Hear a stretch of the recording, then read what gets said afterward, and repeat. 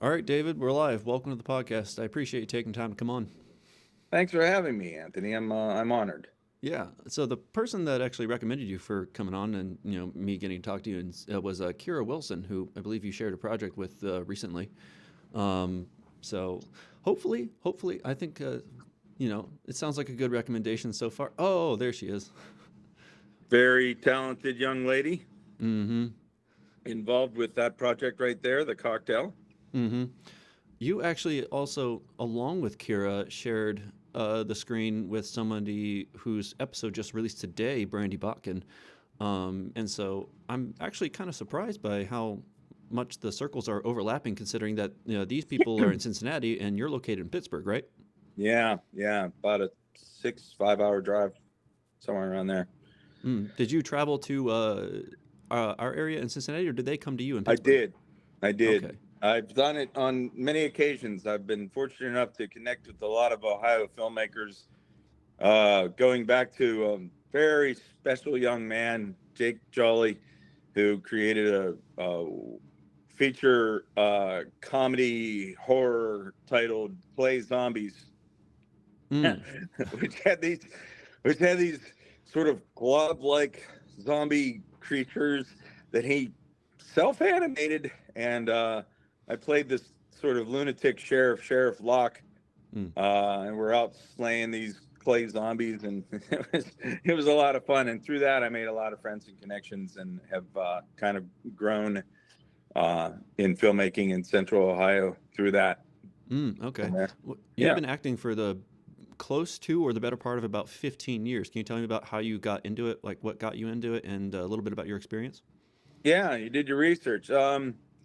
Well, yeah, I will. Briefly, there's a longer, darker story, but I'll try to keep it brief. I got divorced, Mm. and that's kind of the beginning, middle, and end. I didn't ask for the divorce; it happened to me.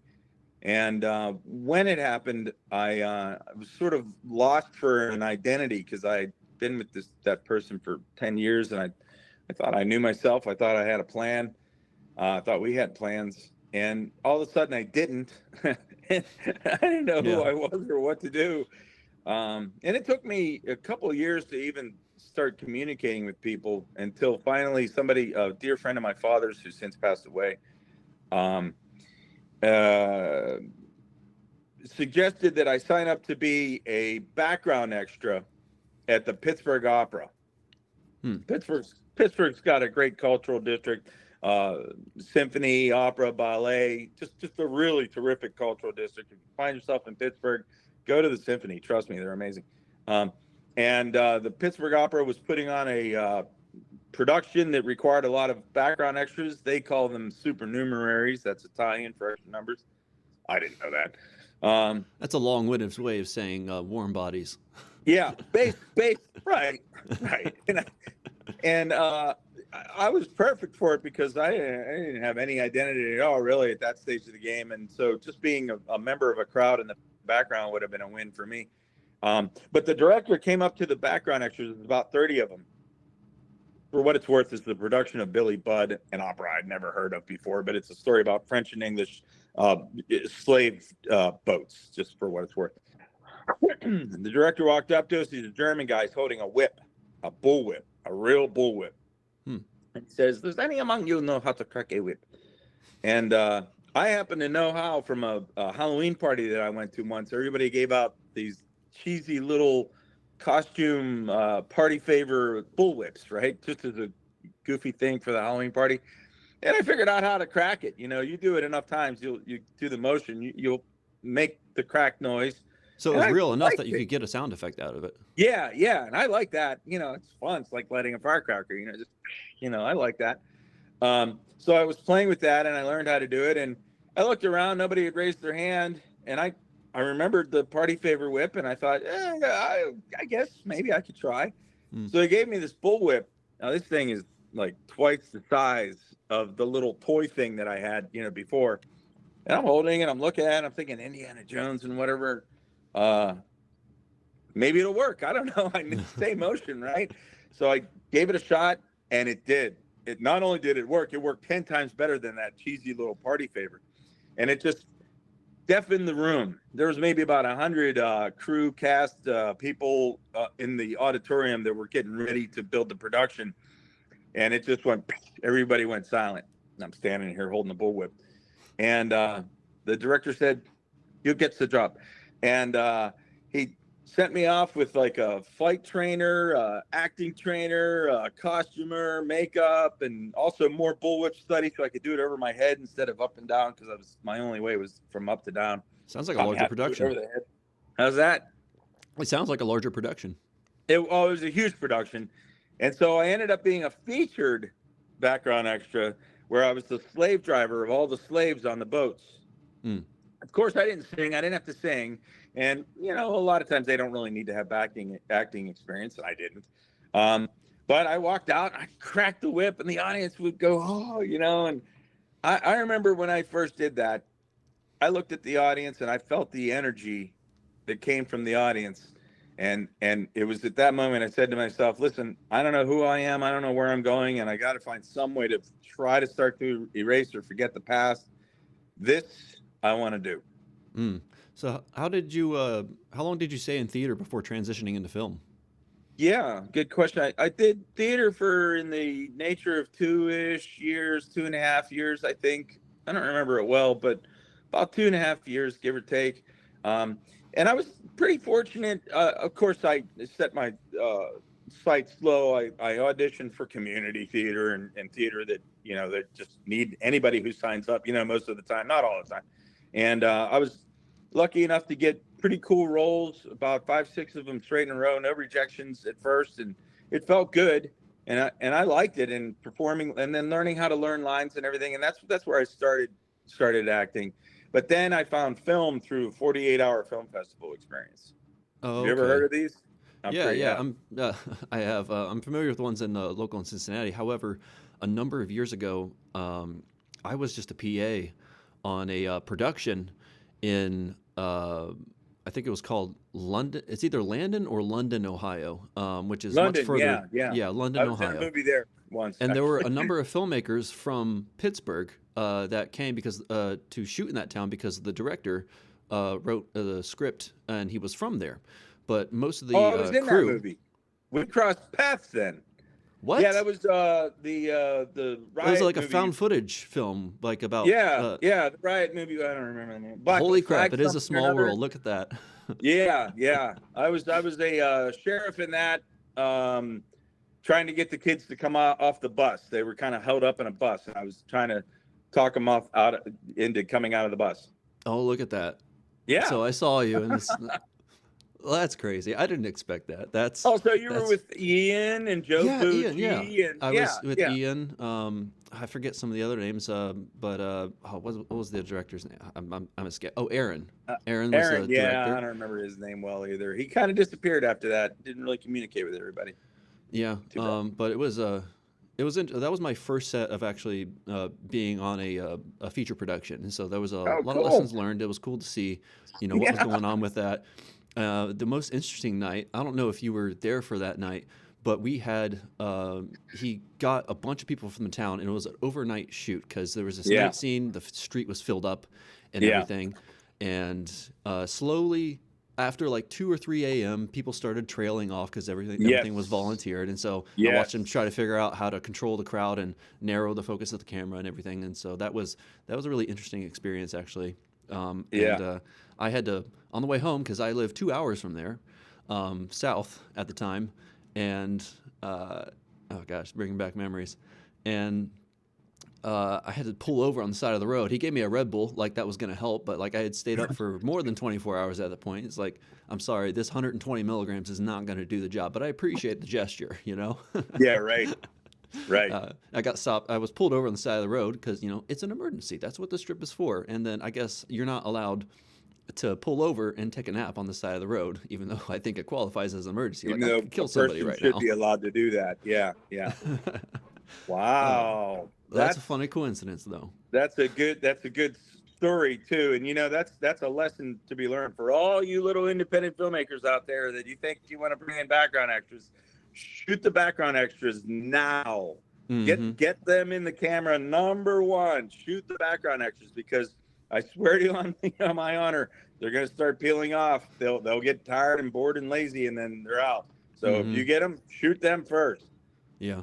But that was a fun shoot. Ah, man, I didn't Yeah, think that I'd was ever fun. run into anybody from that again, honestly. But you said Yeah, you're from Pittsburgh. they had everything too. London gave them the whole freaking town. They gave them a bus. They gave them cop cars. They flipped a car. You know, they gave them everything. They really Mm. gave them gifts. It was an amazing Yeah, I think thing. the I'll never director forget actually it. knew some people on the city council, and the city council was like, "All right, we're having a movie shoot here. Okay, we should totally get behind this." And it's a small enough town Yeah, where you can get away with that. But yeah, um, yeah. yeah, that was Right. great. So do you How know about that? Ian? Curiously. Yeah, absolutely. Ian and I worked on a lot of projects, more in the past than these days. Oh no, I take it back. Jeez, I just shot a thing with him about 5 months ago. What am I talking about? Yeah, me, Ian, and Joe, we're all buddies. We've shot a whole bunch of stuff. They're always doing stuff. I'm always doing stuff, but they're doing these kind of little comedy bits that they were putting up on one of those streamers, just little flybyers, where you just have a quick comedy bit and then there's a joke and then it moves on or whatever. And I did several of those with them recently. Oh, okay. TikTok. Why can I not remember TikTok? TikTok, because they're banning it. I don't know. Don't know if it's going to exist anymore. But yeah, it was for TikTok. They did a whole bunch of them on Mm, TikTok, and I was involved with a lot of that okay. just a few months ago. Well, it's a small world after all. Yeah, yeah. In fact, here, you know what? I'm not going to pause your interview. Your audience hopefully won't fall asleep. I'll be right back. You'll like All this. right. Cool. We'll Uh, just snip that out real quick. yeah, it just so happens I have a shirt left over from. It just so happens I got it hanging over there because tend to wear it sometimes as like an overshirt because it's big. From a production that I did with those guys, which in my opinion was one of the best things they ever did. I loved it. It was called Pit Vipers, and this was the honorary shirt for it, which is not coming across well at all on the I camera. remember but watching that actually. Actually, yeah, a I'm long time ago, I so remember proud of watching that. Pit Vipers. Yeah, there it is. Here we go. We'll do it this way. There's the little logo, and lo and behold, there's my actual name on it, I think. I don't know if that's selling or not. Yeah, I can see it a little bit. Good old Pit Vipers, Mm. Dave-O. Yeah, and that was one of I think the best things I did with those guys. It was a great twisted story. I loved it, and It it was happened to quite be morbid. hanging over there at the second. So there you Yeah, go. those guys they have a special sense of humor. Yeah, yeah, yeah, yeah. um, so have what body of work? How much of your body of work was with those people, and what did you experience when it came to working with different filmmakers in the area? Joe and Ian were a boon for me because as I understand it, I have been in every one of Joe's movies in one way or another, or productions in one way or another, save one or two. And Joe's done 30, 40 productions. So I've done a lot of work with those guys. Mm. And that was also in the early days. A quick story. What the hell? Anecdotal story. If Joe sees this, he'll love this. He held an audition. Yeah, this is going back in the definitely longer than 10 years ago range. For a thing that he wanted to shoot that was a fan film for Batman. And he had people coming in to read for the Joker. Mm. And I signed up for the audition, and it was like the monologue that Jack Nicholson says on the rooftop, which begins with, "I see you got the ticket. I'm glad. I so hoped I would see you here." I'll never forget those first 4 lines of it. And I came in and did the audition, and I feel like I got the part, but I think Joe and or Ian or other people said, guys, we probably shouldn't shoot this. It's a fan film. It's not going to go anywhere. And so they never actually shot it. But from that point on, I had developed a friendship relationship with Joe, and I think I had met Ian through other stuff before. I worked with Ian on a couple of projects before that. I can't recall well now. And from that point on, me and Joe done tons and tons and tons of movies and things together. And that was a solid 10% of, you said, body of work. So I would say my body of work. Yeah. Okay. All right. Um, when you first started getting into going from theater and into film, and then you get involved with familiar people like Ian and Joe. And for those who don't know, Joe is the cinematographer. Ian primarily is director, producer. Depending on what Yeah. role he's filling. Yeah. Um, Yeah. were there Master. when you first started getting plugged into the film community from theater? Did you learn about what to look for when it came to particular quality of work, of who to work with and who not to work with? Because not all All day, not every all day. body of work is created equal. Yeah. I'll drink to that twice, make it a double. Yeah, you do. You learn who's, I don't want to say good and not good, but I'll say it, good and not good. And when I say younger, I mean younger in these are your first 4 years in the business versus your last, you know, Mhm. 4 of 15. When you're younger, when you're new to the business, especially me, I'm an energetic, heavy self-promoter. I fight to get into things. Um, you'll do anything with anybody. Anybody wants to shoot anything at all whatsoever, I would find a way to get in their project and help them do whatever I could to uplift it and get it shot, get it edited, get it released. Go through all the many, many steps that go into filmmaking. Filmmaking is not just pointing a camera at somebody. Um, and so I would sign up for everything. And I knew, and this is the truth, in my mind, I knew there was going to be a huge, like a paste on the wall of 85% of it. I knew it was going to be probably pretty shitty, but I didn't care. I just wanted to get in there and make a lot of mistakes and fuck up a lot, because I've learned that the more mistakes you make, the better you get. If you don't make mistakes, and it's not that easy to learn from them. But if you make a bunch of mistakes, you can learn real quick what not to do. And so I just wanted to get in there and fill my schedule with it. And I went 24/7, and sometimes I was involved in the nature of 2, 3, 4 films a week back in those days.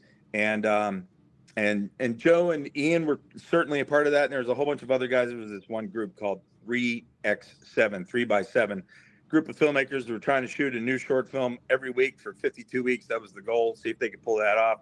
And I was involved with that. And we carried that to a pretty far extent. Didn't make it all the way to the end, sadly, but we had a lot of fun. So you do. When you work with a whole bunch of different people, you get to know this guy is really good. That guy is probably not so great. This guy was mediocre, but he finished his project and it made it into festivals all around the world. I like this pretty good guy. He's good enough for me. I'm going to work with him more because, forgive me, I'm rambling, but to me, if you're going to do it, you, Anthony, or you out there listening, if you're going to do it, carry it all the way to the end. Don't just shoot it. Don't just cut it. Don't just show it to your mom and dad, friends, aunt, dog. Get it out to festival. Get it out there in front of complete strangers and let them see what you did. And if you don't feel good enough about it from the beginning or even at the end to do that, then don't do it at all. Go in there and fight for it and take it all the way to the point where you got it in a festival in Miami or LA or Cleveland or Pittsburgh or wherever else. Get it done. And that's what I chase after these days, guys that will actually finish it. You think a lot of new filmmakers are too timid about sharing their work? Sure. Oh, Yeah. there it is. What's going on? Lost connection. Oh, that was you. You just sent me that. How did I start feeling? I pushed it away and I didn't see the whole thing. But how did I start to feel uncomfortable? Start to feel comfortable with the camera? I think you asked. I'll answer that. That sounds like a good question. Let's try that. I see what you did there. Okay, let's do it that way. That's a win. Yes. Acting for the camera. So there are a few notes that I would definitely say with regard to that, especially to young filmmakers, especially young actors. Acting for the camera versus acting for theater are two entirely different creatures entirely different universes, and the twine almost never ever meet, with the exception for the honesty. You got to try to find honesty for both, I would say. So if you're gonna do a theater production, you got to be live. You got to give it to the audience, the people in the back of the room, all the way back. But for the camera, you have to be deep within yourself, and there's no back of the room. There's the whole universe, and it's all huddled around your head. And so they're like two different creatures. And a lot of times, and that was the biggest hurdle for me at first, but I did figure it out. And thanks to acting teachers, um, uh, theater actors come in with that great, beautiful energy that you have to have on a stage, and the camera hates it, and it's a real disaster. And so it's something that I first had to learn, and then as I was learning it, I fell in love with it, because, and this kind of goes back to the problem I had, the reason why I got into acting in the first place, because I'm kind of empty, kind of didn't know myself, went through that very, very painful thing. I still have pain over it, and it's 15 years, almost 20 years later. Is for with the camera, you have to be present now. You have to feel this space that you're in right now. There's no other space. There's no other reality. There's the space you're in. So you have to learn how to be here now. It's very Buddhistic, if you'll forgive me. And doing that, being forced to do that to make it look good and sound right for the camera, was very good for me. It was helpful to me. It made me feel better. And so the more I did that, the better off I was. And so my theater acting and camera acting, two different creatures. And short answer to your question, I liked it. What was the last script you said no to, and why? You're gonna get me in trouble. I'm trying. That's funny that you should ask that, because it just happens to be right in the middle of a thing.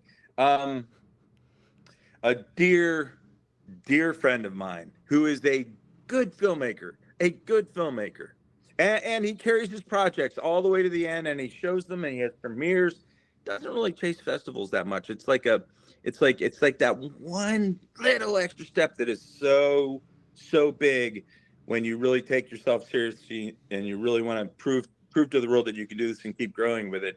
You got to get it out to festivals. You got to get those strangers to walk up to you and say, "I liked your movie," or "I didn't like your movie." You got to have that happen. You got to have it happen. And this guy is really a nice filmmaker, a good person, a dear friend. And he had a script with a bunch of guys that I've worked with in the past, and I love all of them. But I read the character, and I had just finished playing that character in a movie not even 2 weeks before, for another dear friend. And it's kind of a mobster guy, in it for himself kind of guy, cold-hearted. I just finished playing that guy. In fact, even 2 or 3 of the lines that he had me saying in it, and it was a smaller character in his movie too, that he had me saying in it, were almost exactly the same lines that I just finished saying 2 weeks before for a different friend. Different stories, kind of different stories. There was a heist involved, always a heist involved with these guys. And I said, "I love you, but I just finished playing this character. I just told you all my reasons, Anthony. I told him those, and I said, I can't do this one. This one I got to back out of." So there's my honesty, and he'll know who he is. What was your first difficult role?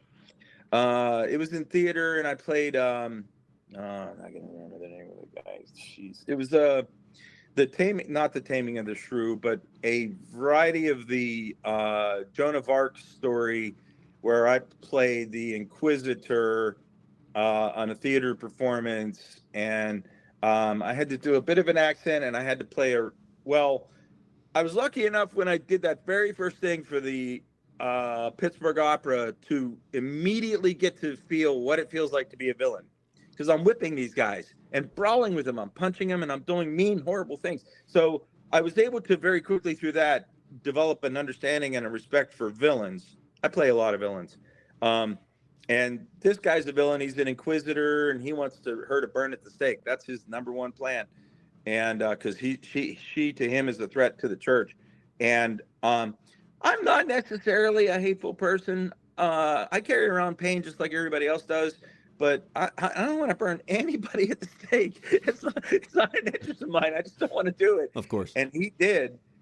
So I had to find a way to make his anger and hate my truth and reality, so that I could find a way to want to do that.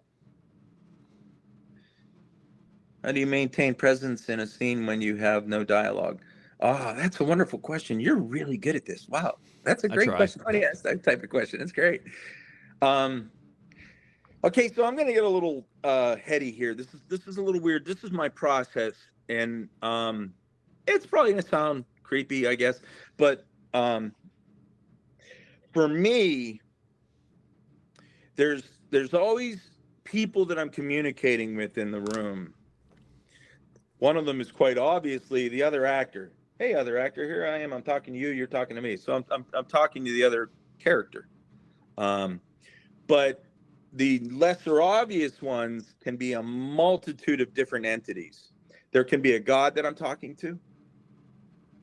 There can be a universe that I'm talking to. There can be the audience that I'm kind of conveying things to. There can be someone else, a different character who died earlier or isn't in the room, but we're talking about, or someone I love or someone I hate that I'm talking to. And when I say talking to, it's more thinking about or project or imagining it in my personification, in my presence, that is in my head and also in your eyes, as the audience member. So for me, and I will do it even to the weirdest extent of attaching a different person, a different entity to almost every single word of the script. So whether it's dialogue or descriptive stuff or whatever's going on in there, I'll go through the script and I'll learn it forward and backward, backward and forward. But I'll also take it to the sometimes, not always, to the umpteenth level of attaching someone I'm thinking about, or is in my head, or part of my being, or part of my hate or my love, that is in there for each and every word. Sometimes. Is that a weird answer? What's the most difficult skill you had to pick up as an actor? It's a great question. These wonderful questions. What was hard for me? This isn't as an actor. This is as a filmmaker.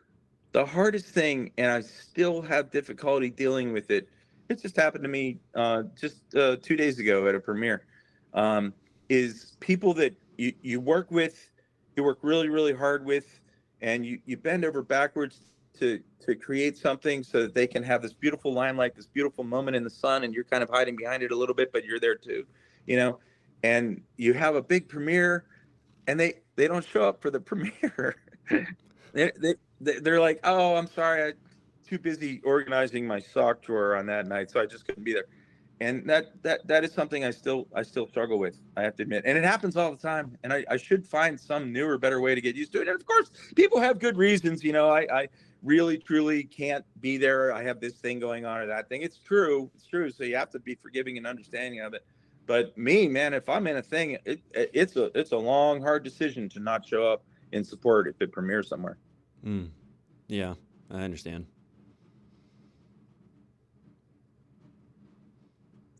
My favorite genre is psychological thriller.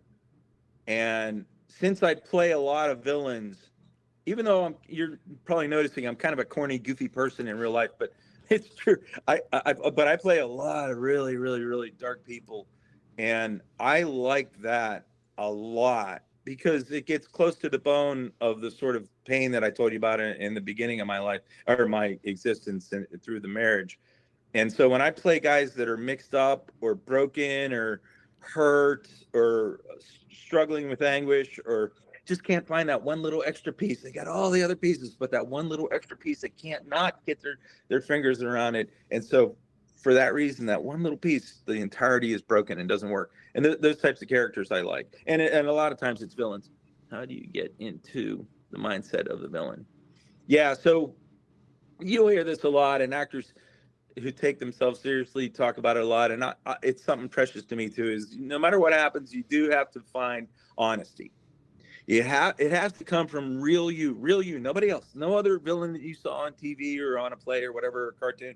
It's got to be the true you, the true you. But you're not a hateful person. I'm not a hateful person. I don't really hate people.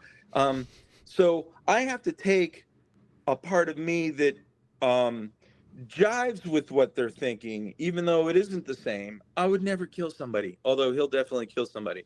And I have to follow that path that means everything to me, even though to me it's helping an old lady across the street type thing.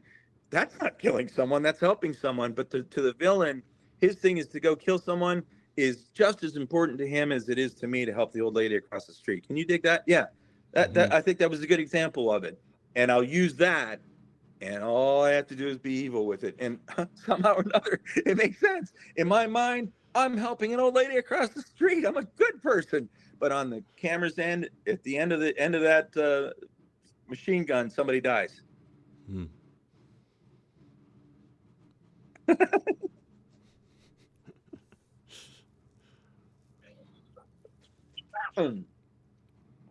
You're struggling with your next question. While you're figuring it out, can I pitch a little something? Whenever we do premieres and we do shows, sometimes I make little projects that people can have. And we are currently having a fundraiser. Forgive the pitch. What am I going to do? I'm here. And it's for a now feature film. But it was a web series that was fairly successful, Absolved.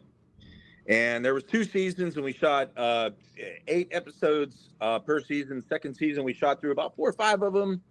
And when we were shooting the second season, we came to the realization that everything that was all there together and did very well at festival the first year could be transformed into a feature-length movie. We had almost all the footage we needed. So we decided, what the hell, let's shoot these last 2.5 episodes and also use them to transform all the stuff we shot in these last few bits into a feature. But we need the coin.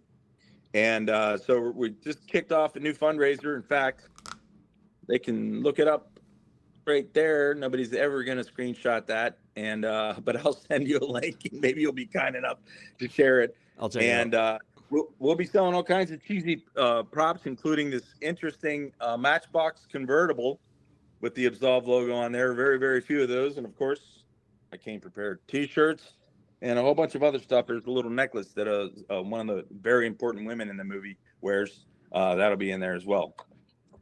So check out Absolved.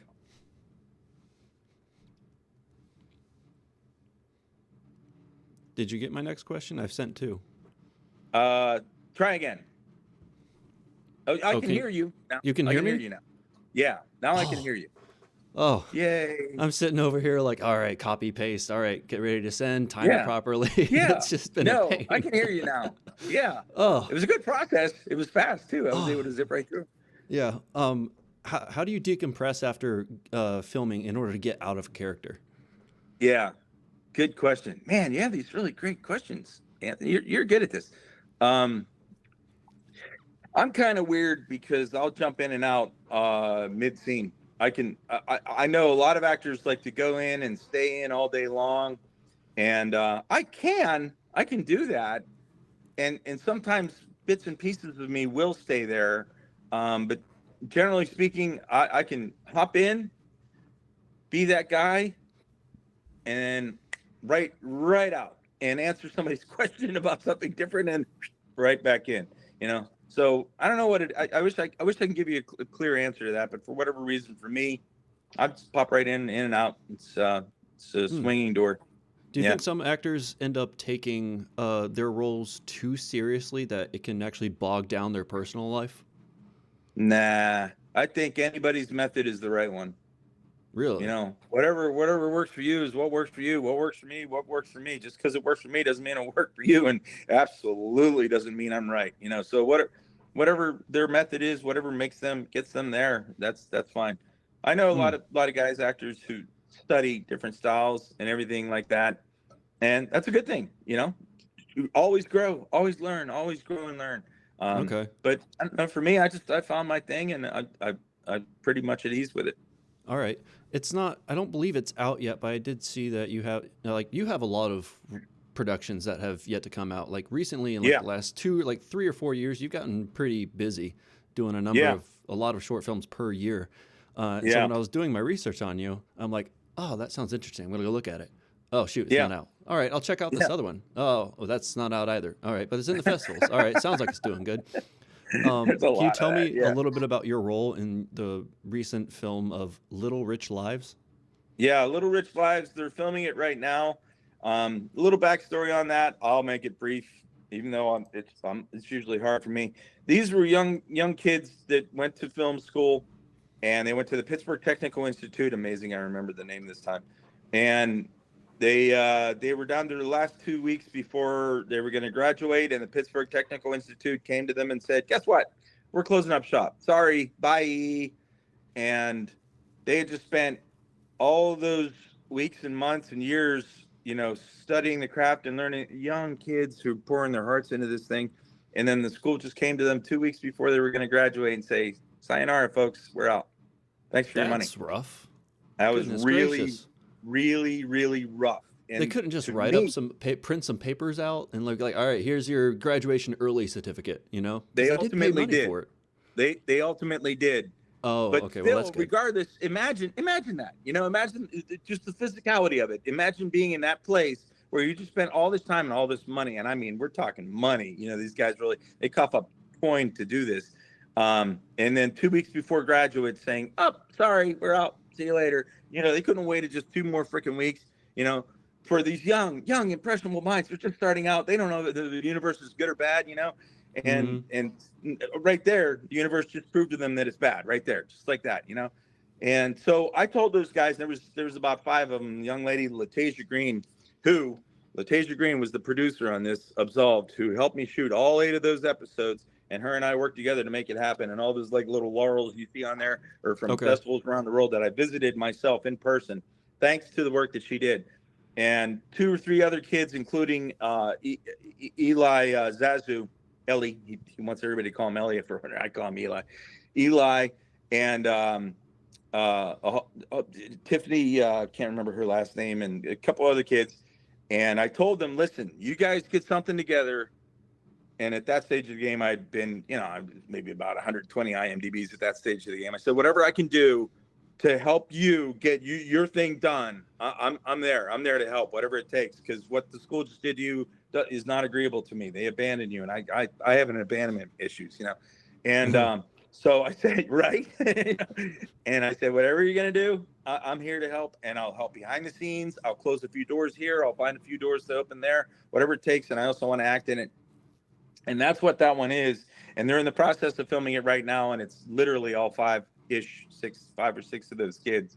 And this is their project that they're pouring their hearts in. And it's a coming of age story, young kids moving on with their life. And one of them has a job interview the next day, and they're at a bar and they're partying to say hello, goodbye to the universe. And one of the guys at the bar happens to be the guy that the kid is about to do a job interview with the next day. Mm. And I'm the guy at the bar, and everything kind of goes crazy and insane from there. And that's the premise of the story. Compared to older filmmakers, and the ones that are more experienced that you work with, what's it like to Yeah, work with younger filmmakers? yeah. Younger filmmakers and older filmmakers both make stupid mistakes and really bright, beautiful decisions. So I could be working with a guy who's 20 years older than me and 30 more years experience who blunders insanely. I could be working with a kid's never done it before who finds a masterpiece of a decision. And reverse can be the other way around. Hmm. Um, Kids, that's it. That's it. Quick anecdote for you. This is so funny. That said, it's 6:45 in the evening. They need a scene where the guy walks out the door and it's nighttime. 6:45 in the evening. And they open the door and like, "Oh, sun's still up. Man, we can't can't do that. We got to blot out the sun. You know, we got to make the sun go away. Once again, 6:45 in the evening. And so the kids were like, hey, well, let's get our C-stands and our blacks, and let's build this kind of huge uber structure with ladders and go crazy with it and blot out the sun at 6:45 in the evening. And so they built this thing, and they spent 25, 30 minutes, and I quietly let them do it because sometimes you have to make mistakes. So I Right. just let them go to it and do it. And they finally blot the thing out, and they got the whole thing built. It's sturdy enough so it won't keep falling over, which was a new problem they were having. And when they were done, they got the actors all back together, the cameras all situated, and the lighting on the inside just right. And you take a look outside, and it was nighttime. Hmm. Do you think older filmmakers are less willing to try new things and make mistakes because although they've had more experience, they tend to rely on things that worked for them before, and there's a little bit of latency when it comes to that willingness to risk time during production? Yeah, I mean, I'm that guy, definitely. I shouldn't be. Older filmmakers, if they're worth their oats, are always open to experimenting with something new. You should, don't grow up, please. Whatever happens, don't growing up is bad for your health. So try to stay as young as you can in your mind and your openness to the universe. And but for me, when I write something, and I write a lot of stuff, a lot of these shorts I actually wrote. I have like the beginning and the middle and the end, and there's no room for some other kind of part of the story, and that's not always necessarily good. I work with a buddy who's always got all these other parts, like a Christmas tree, putting stuff, ornaments on the Christmas tree. To me, it's the tree, the trunk of the tree, and the branches. That's it. And his name's Craig West Fisher. I'm going to call him out. He will come up with all these other ornaments and stuff, 90% of which, in my opinion, my opinion, not needed. It's irrelevant. Do that in your movie, not mine. But then I'll see an ornament that he put in there, one of the many, and I'll say, hey, wait a minute. That's pretty good. And I'm like, oh, I want to use that. That's great. And all of a sudden I was wrong and he was right, So you should stay open, always stay open to new ideas. You got to stick with the plan if you want to get the movie done, but try not to close that door. Growing up is bad for your health. From your past experience working with different types of directors, there are directors that generally can fall into two categories. One that are very focused on the actors, and then the ones that are very focused on the setup and the cinematography. Between those two camps, which do you from your experience, which do you think end up having better products overall? It's a tough one. That's a real hard question because you'll make me hurt some feelings. I'll give you an anecdote. Okay. Point Park College had a directing class, and I had worked with all of those kids. I mean, I'd done all of their shorts. I'd been involved with almost all of their stuff. And they had Brian Cranston. I'm terrible with names. The guy from Breaking Bad, Brian Cranston, right? Yeah. And he came in and did a talk with them for their directing class. And he asked them, he said, how many of you directors have taken an acting class? And some hands went up. And he said, well, how many of you have never taken an acting class? And then many hands went up. And he said, how dare you? How dare you propose? He brings out Heisenberg. He's like, you how can dare talk you? to me without having ever taken an acting class. So that's part of my answer. And so I have to give that to Brian Cranston, not me. But for me, from an actor, actors sometimes do make great directors because they can speak in the language of the actor. They can see how an actor sees things, and better, not always, but better. And so you can good directors who've done acting can understand acting and get better acting, not always. And the guys who do the technical stuff are going to do beautiful movies, But if the actors are reciting their lines and not being present in the scene, then it won't be a beautiful movie. It'll be nice to look at, but turn the volume down. Okay. As an actor, are there, if you know, because acting classes do take time and whatnot. If Yeah, a director is more uh, set focused and more focused on the yeah, cinematography, are there yeah, any quick tips that you can give to a director in terms of how to communicate with your actors effectively? yeah. The number one thing is never give them the line. Don't lie to me. Uh, yeah, don't do that. You take you take all the, if you take all their choices away from them, they won't make any choices for you anymore. They'll only do your thing, and your thing is very my thing, your thing, everybody's thing is always one-sided. A teacher taught a class who told all the kids to draw a penny. So the kids all took the paper and the pencil and they drew a penny. They turned it in. They looked at all the pennies. Every single penny looked exactly different. They didn't look anything like many of them. Who the hell? It looked like a plant. It didn't look like a penny. And that's because everybody has their own narrow kind of thing that they're doing. And so when you give an actor a line, they'll take you're taking their creativity not necessarily away from them, because don't worry, they're going to always have their creativity. You're taking it away from yourself. Right. Are there any experiences where you've had a director try to puppeteer you?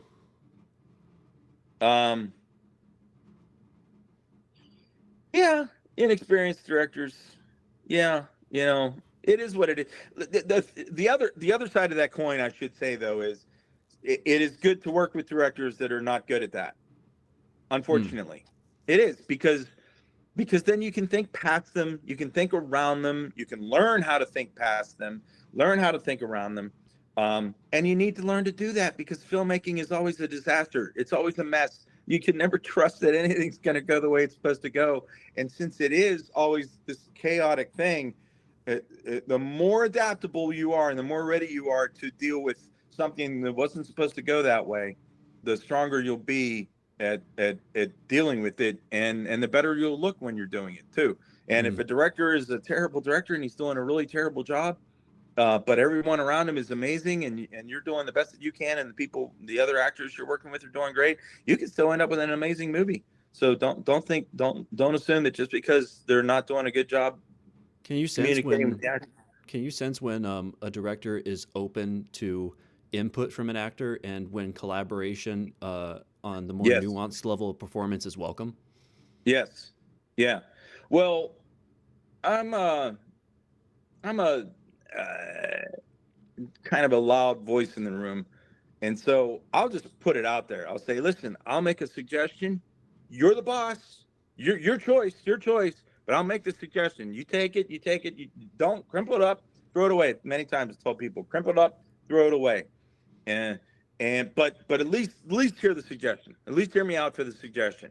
And then if I give them a piece of gold and they toss the gold in the trash can, that was their choice, not mine. At least I gave them the suggestion. And so usually a lot of times guys although I should say, if you manage to get a SAG level production, Hollywood level production, Hmm. shut the fuck up. You're the actor, you show up, you say those lines, you go home. Director tells you to do this, you do this. He tells you to do that, you do that. That's it. Don't make the suggestion, keep it to yourself. But at the indie level, there's a lot of fluidity, and directors who do indie stuff, they know it. Is the indie level more fun to work with as an actor? Oh yeah. Absolutely. Because Yeah. I would imagine like Yeah. SAG productions. I haven't been on a SAG production. I've only been involved with the indie stuff. I A have. SAG, although SAG productions, their strength is they have a little bit more size, a little bit more resources, but because they have more going on, they have to control all the variables a little bit tighter, and that willingness Yep. to risk something in the moment in order to apply some type of creativity that they think on the spot to the film that they think might work out. That tendency kind of goes away a little bit, Yep. and it's like the strength is the weakness. You know what I mean? Yeah. Yeah. Because like with the SAG production, everything is technical. The light guy is a technician. The camera guy is a technician. Everyone around him is technicians, and so are the actors. The actors are technicians. And you can make choices within that, and within that space, you absolutely can. In fact, you must. But still, they need you to be doing the technical. Can I throw this out there too, just for what it's worth? This Go is ahead. definitely for actors starting out there, especially theater actors who want to do more film.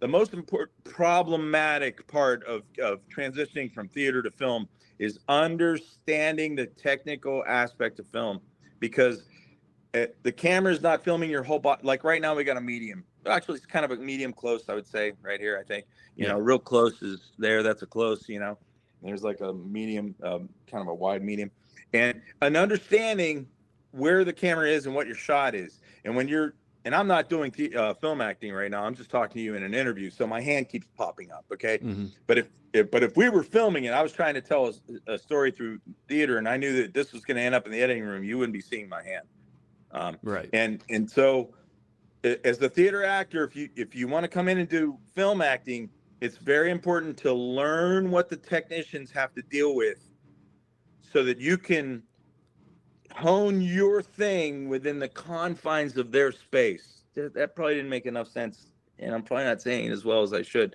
Having I get what sat you're in on, stepping in. you know what I'm talking about, yeah, because having sat in on editing sessions, I'll give you a quick, simple example, real quick stuff.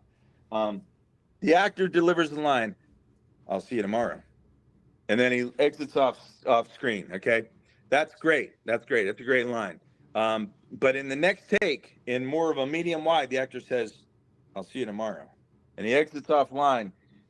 One of those is going to get hard fucked in the editing room, Hmm. because the glass was in this hand, the other one, and in this hand, Continuity in is a big that one, issue. and that's a Christmas fuck right there. So, Hmm. acting for the camera, all this stuff is really important, and it even comes down to the really simple thing: where were my eyes at that moment? You know, Hmm. What makes I'll a see you project tomorrow, right for you to accept? right? And then it's like, I'll see you tomorrow. The eyes are on the wrong side of the screen, so you get in the editing room. It's one of the Hmm. your best performance gets cut because of that. There you go. Sorry. You're good. What makes a performance right for you to accept? Or what makes a role in a project right for you to accept? I'm getting to the point now where there aren't a lot of reasons to take supporting roles, um, unless it's a really, number one, interesting character at the indie level, and number two, it's a SAG production. SAG production. I'm your day player. I'm ready to go. Sign me up. Right. But at the indie level, I've done enough things where I play leads and strong supporting roles.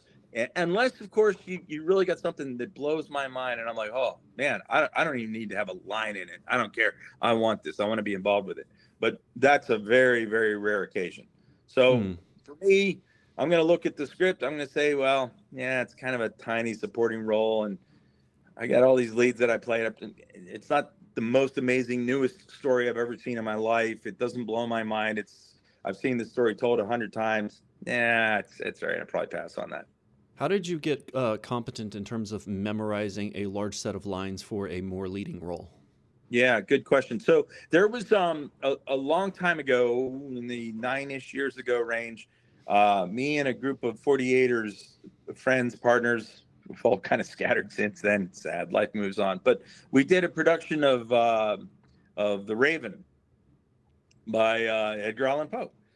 And the idea was, we had access to this Victorian house, and the idea was to have me recite the poem and act out the moments in the poem, like the events that were Hmm. going on. Like I'm the guy, like not just a recital, you know what I mean? Although I was reciting the poem in tandem. I was acting out the things that were going on. So you could see the ghost in the doorway, you could see the raven, you could see candles, and and learning to memorize the Raven was a big pain in the ass. That was a hard thing to do, but Mm.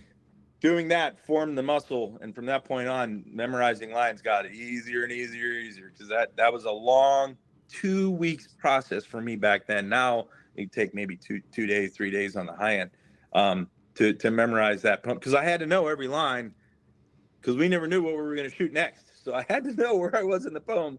And that's a long, Read the Raven. That's a long poem. Mm. And I had to have the whole thing memorized so we could just say, well, let's go to stanza 18 and now stanza 2, and it was tough. Mm. That's how I did it. To date, what is the project that you're most proud of? That's a tough one. Um, I feel like the one that I just pitched earlier, the Absolved one.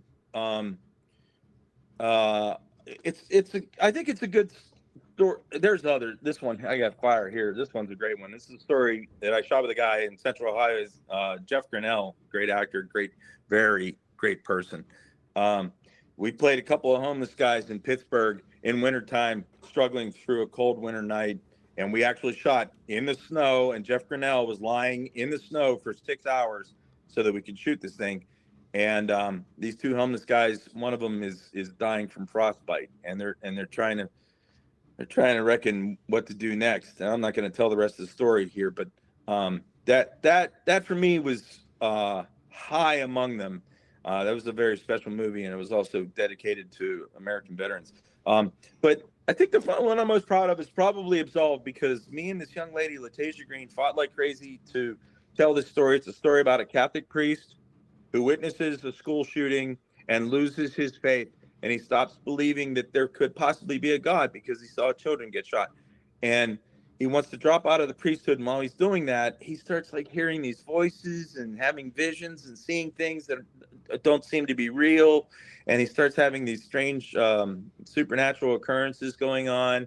And it started off as a web series, and so it was like these little minuscule stories that were going on, which I told you earlier, we're combining it into a feature. And I was very proud of that one because I played a character who was in a lot of pain, and I needed that, I think, at the time. And now that it's evolved, it already had a great run into festivals, and we're going to turn it into a feature. I think I would say that's chief among them. But if I may, one more. By all means. Clockwork Wizard and the Foundry of Souls. That's a I funny love the name fact that too. you just have a poster on call for Oh everything yeah. that I Oh yeah. reference. It's like, This is what what we is that? do. What's that stack look like next to you? I'm wondering how Yeah. much. Oh sure. Well, you know what? The Clockwork Wizard's a good run through of that, so you can understand it better. The Clockwork Wizard of the Foundry of Souls is a anthology of short films. Okay, 6 of them. I don't have each and every one of them here. This is the one with our dear friend right there. Kira. Uh, and it's a story about this wizard. This one's fun, the Monkey Claw. Monkey This claw. one's gonna be a lot of fun. Who is doing an experiment? Where's the name on this one? Ember. There it is, Ember. In his study, and it blows up, and it causes him to lose all the pieces of his soul. We're in the middle of shooting it right now, and it's also going to have animation. Ooh. Yeah, real excited about that. We're working with some animators out of Reading, PA, that we partnered with at the Reading Film Festival. These kids, just kids, they've got this really great animation style, and we've developed a really good relationship with them. So the mother and daughter are telling bedtime stories, and it leads to these short films. And the story is about the Clockwork Wizard and the Foundry of Souls.